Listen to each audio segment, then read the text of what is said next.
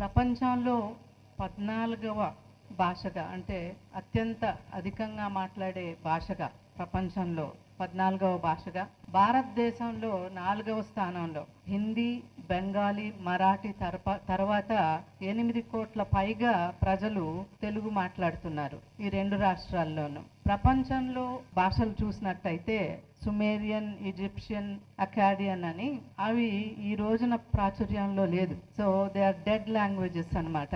ఇది పలు కారణాల చేత జరుగుతూ ఉంటుంది. మనందరికీ తెలిసిన విధంగా 11వ శతాబ్దం, 12వ, 13వ, 14వ శతాబ్దాలకి చెందిన కవి త్రయులు నన్నయ్య, తిక్కన, ఎర్రన, ఆ తర్వాత శ్రీనాథ్ కవి గారి వీరి రచనలతో మన తెలుగుకి ప్రాచుర్యం, ఆదరణ లభించింది. ఆ తర్వాత శ్రీకృష్ణదేవరాయలి అష్టదిగ్గజాలతో ఎంతో ప్రాచుర్యం వచ్చింది. శ్రీకృష్ణదేవరాయలు గారు తులు రాజు. ఆయన దక్షిణ భారతదేశాన్ని ఏలారు. దేశ భాషలందు తెలుగు లెస్స అని ఆయన కొనియాడారు. అట్లానే రవీంద్రనాథ్ ఠాగూర్ గొప్ప కవి భారతదేశంలో. ఆయన తెలుగు ఇది భాష లేకపోతే సంగీతమా అని ఆశ్చర్యపోయారు. మన భారతదేశాన్ని ఏలిన బ్రిటిష్ వారు తెలుగుని ఇటాలియన్ ఆఫ్ ద ఈస్ట్ అని కొనియాడారు. ఇంత గొప్ప భాష మనది. శ్రీ రామోజీరావు గారికి భారతదేశం అన్నా, తెలుగు ప్రజలన్నా,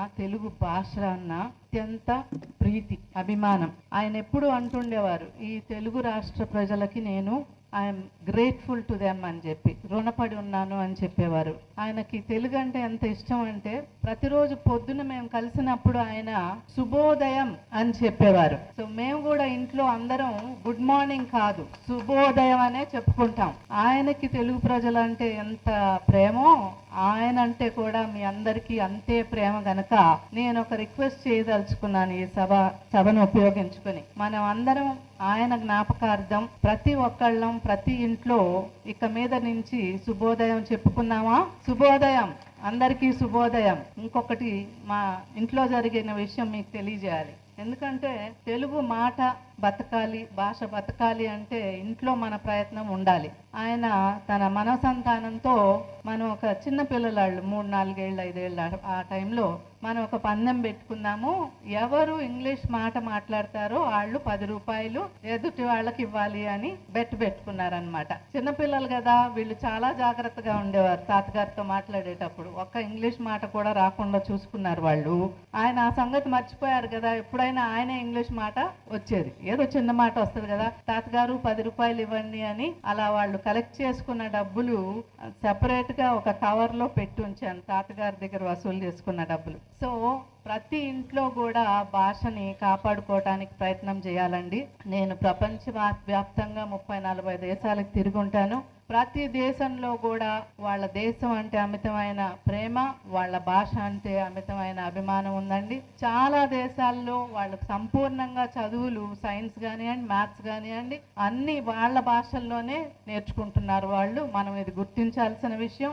మన తెలుగు ప్రజలు ప్రపంచం అంతా విస్తరించి ఉన్నారు. వాళ్ళు వెళ్ళింది అక్కడ వాళ్ళు ఇంగ్లీష్ మాట్లాడబట్టి కాదండి, వాళ్ళకి సాంకేతిక విజ్ఞానం ఉంది కాబట్టే వాళ్ళు వెళ్ళగలిగారు అంత దూరం. సో ఇంగ్లీష్ భాష మాట్లాడొచ్చు కానీ ఇంగ్లీష్ భాష మాట్లాడితేనే గొప్ప అనుకోవటం మాత్రం తప్పండి. మనం ఏదైనా సరే మనది అని అనుకున్నది, మన వస్తువు అనుకున్న దాన్ని మనం చాలా జాగ్రత్తగా కాపాడుకుంటాం, మనం కైవసం చేసుకోవాలని చూస్తాం. అట్లానే మనందరికీ మన భాష మనందరిది చాలా ముఖ్యం కనుక మనం అందరం కూడా కలిసికట్టుగా మన భాష పట్ల మన ప్రయత్నం చేద్దామండి. తప్పకుండా మన భాష ఇంకా ముఖ్యమంత్రి గారు నారా చంద్రబాబు నాయుడు గారు చెప్పినట్టు తెలుగు ప్రజలు ఇంకా సంఖ్య పెరిగితే డెఫినెట్ గా 4వ స్థానంలో నుంచి 2వ స్థానంలోకి వెళ్ళటానికి కుదురుతుంది భారతదేశంలో.